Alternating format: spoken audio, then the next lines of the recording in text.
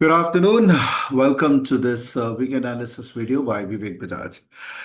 First of all, let me express my deep disappointment. Very, very sad today because I went to see Mr. Messi in football stadium in Calcutta.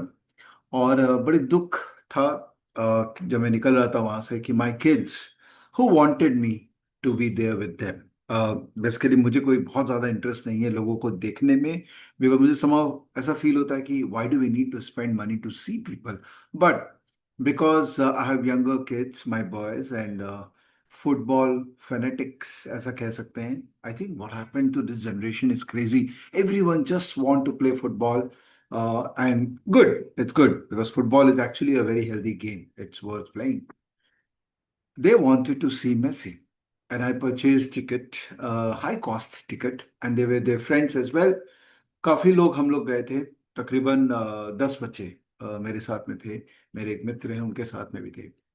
And what we saw in the stadium was absolutely shocking. मतलब मैंने अपने कई social media platform पे इसके बारे में बात भी की है, और मैं इतना दुखी हूँ इस चीज़ को लेके कि हम क्या लर्निंग दे रहे हैं अपने बच्चों को। What is the value system which we are sharing with them. कि ये सिटी एक सिंपल सा इवेंट जिसको इतने लोग इतने प्यार से कंज्यूम करना चाहते हैं, ये सिटी या ये कंट्री क्या उनको अच्छा एक्सपीरियंस नहीं दे सकता। फाइनली मेरे बच्चे लास्ट में क्या बोलेंगे कि पापा will not attend event in India. हम लोग बाहर चलते हैं। बाहर पैसे ज़्यादा लगते हैं, बट आई थिंक बाहर इट्स मच मोर ऑर्गेनाइज्ड। और मैं ब्लेम भी नहीं करूँगा, बिकॉज एक्चुअल में बाहर चीज़ें बहुत ऑर्गेनाइज्ड है। मुझे लगता है इसका मेजर रीज़न है कि बाहर जो पॉलिटिशियंस हैं ये अपनी कंट्री को ना अपना जागीर नहीं बना के रखते हैं। आप देखो यहाँ पर, unfortunately I have to say this, but the way bureaucracy, politicians and their support staff, they were around messy. I want to believe that वही होंगे बिकॉज जी हजूरी उन्हीं की ज्यादा हो रही थी। And we were not able to see him. This was so disappointing, shocking that how can people be allowed to be there on ground when there is a proper plan? And ultimately, we are disappointed ourselves. We have disappointed our kids. We have failed as a society. और फिर बाद में कभी कोई कुछ बोल देगा तो उसको लेके फिर उसकी ट्रोलिंग चालू हो जाएगी कि तुम ऐसा क्यों बोले, वैसा क्यों बोले। वैसे by the way I want to also share with you one experience which I had when I went to see Coldplay in Ahmedabad. और मैंने पब्लिकली प्रेज किया था अहमदाबाद एडमिनिस्ट्रेशन को कि आपने जो कोल्ड प्ले का शो को जो मैनेज किया है, इट्स अनबिलीवेबल। मैंने इस तरह का मैनेजमेंट अपने लाइफ में नहीं देखा जितना प्यारा मैनेजमेंट आप लोगों ने किया था। तो now there is a clear difference Ahmedabad और अदर स्टेट जहाँ पे आई थिंक ह्यूमैनिटी का वैल्यू ज्यादा है। और maybe I mean very disappointed, but क्या करें, maybe the way things are happening in other parts of the country including Kolkata, it is quite disappointing. So आज मैं दुखी हूँ, इसीलिए आपके सामने शेयर करना चाह रहा था। आपके साथ नहीं करूंगा, किसके साथ करूंगा, because finally we are family, right? We are not someone, I'm not trying to influence you. I consider myself to be part of your family, and you also part of my family. That's why I shared this sorrow feeling with all of you. लेकिन market की बात करते हैं, because market में ना कहीं पर भी दुख नहीं है। हाँ, खाली एक चीज अभी मार्केट में हो रही है, which is test of character. Absolutely. मेरा 20 साल का मार्केट का एक्सपीरियंस है। मैंने चालू किया था 2006 में कमोडिटीज से। लॉट ऑफ पीपल नो मी। और ना मैंने देखा है ये जो अभी हो रहा है, देखा है कि there will be phases in market जहां पर मार्केट आपको पैसा देने का इंटेंशन नहीं रखेगा। देगा लेगा, देगा लेगा। बिकॉज कई बार होता है जो डॉट्स होते हैं ना मार्केट के, ये सब कनेक्ट होके प्रॉपर शेप में नहीं आते हैं। अभी मार्केट में कुछ ऐसा ही चल रहा है। बट मैं आपको दावे के साथ कहता हूं, नेक्स्ट 1 साल के अंदर में, 2026 के अंदर में, शेयर बाजार से बहुत पैसे बनेंगे, बहुत पैसे बनेंगे। आप प्लीज उसके लिए तैयार हो जाइए। और मैं ये नहीं बोल रहा आप पूरा का पूरा पैसा अभी डाल दीजिए, बट एक तरीका, एक सिस्टम होता है शेयर बाजार में पार्टिसिपेट करने का, वो आप सीख लीजिए। बिकॉज फिर आप 2026 के एंड में मुझसे बात करेंगे और आप कहेंगे कि अरे एक साल पैसे मिस हो गए, बड़ी अपॉर्चुनिटी बन सकती थी। आ, क्योंकि मैं मोमेंटम इन्वेस्टर हूं, मैं मोमेंटम प्रैक्टिस करता हूं, मैं उसी की बात आपके साथ करता हूं। By the way I am not influencer. बार बार रिपीट करता हूँ ये चीज, आप बुरा मत मानिएगा। I don't do I don't record video for the sake of recording.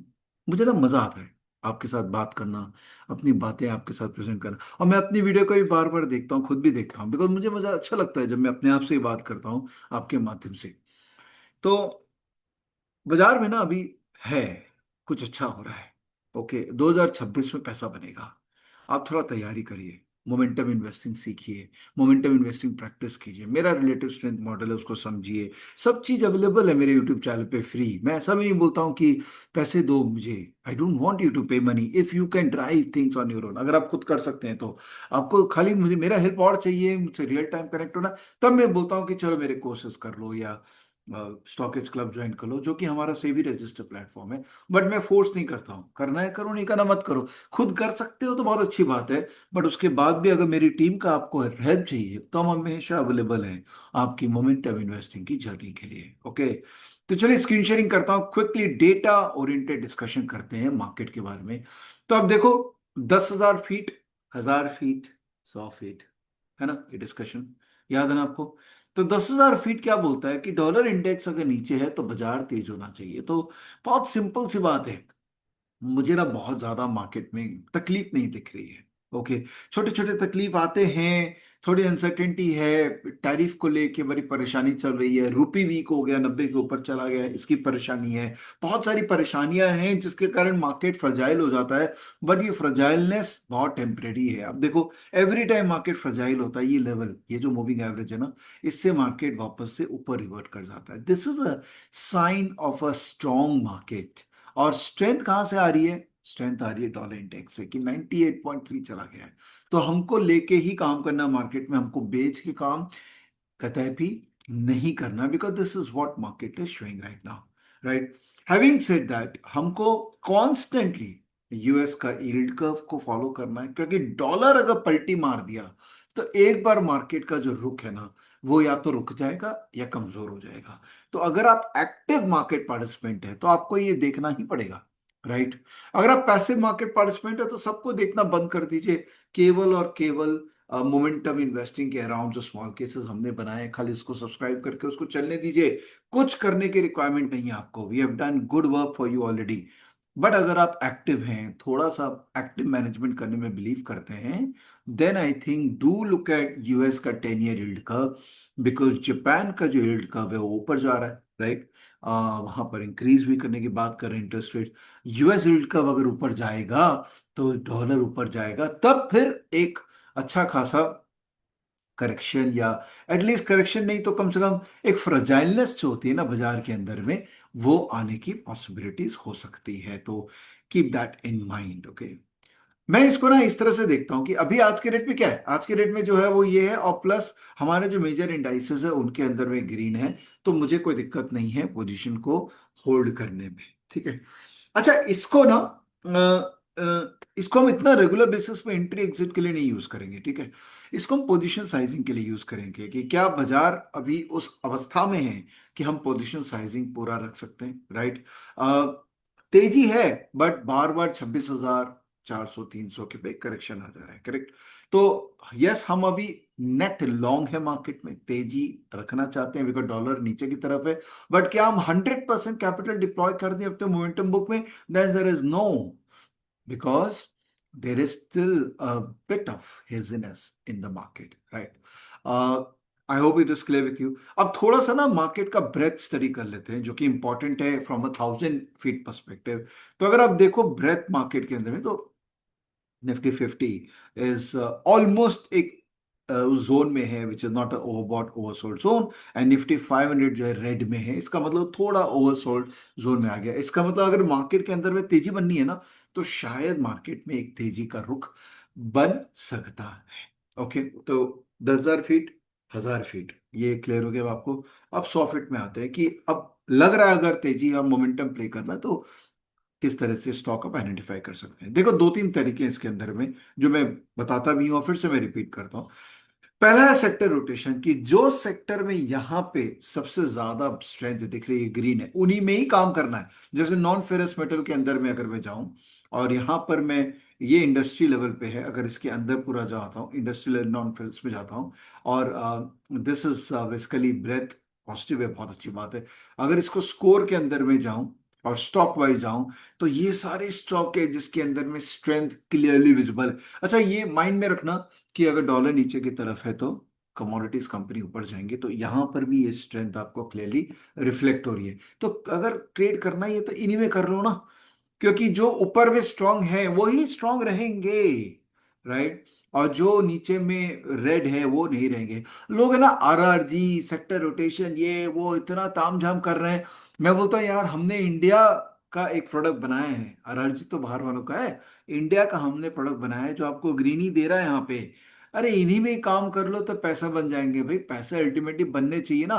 We are not here for doing academic exercise, हम पैसे बनाने के लिए बैठे हैं। अब आईटी सॉफ्टवेयर के अंदर में देखिए, इसमें अगर मैं स्कोर के अंदर में जाऊं और स्टॉक वाइज देखूं, तो दीज आर द कंपनी जहां पर मोमेंटम स्ट्रांग है। अब इसमें किसमें पार्टिसिपेट करना है, वो आपको अंदर जाके थोड़ा चार्ट स्टडी भी करना पड़ेगा, बिकॉज अगर आप चार्ट स्टडी करना नहीं जानते, अगर आप चार्ट स्टडी नहीं कर सकते ना, तो बहुत डिफिकल्ट है आपको अपना एंट्री और एग्जिट को प्रॉपरली टाइम करने में।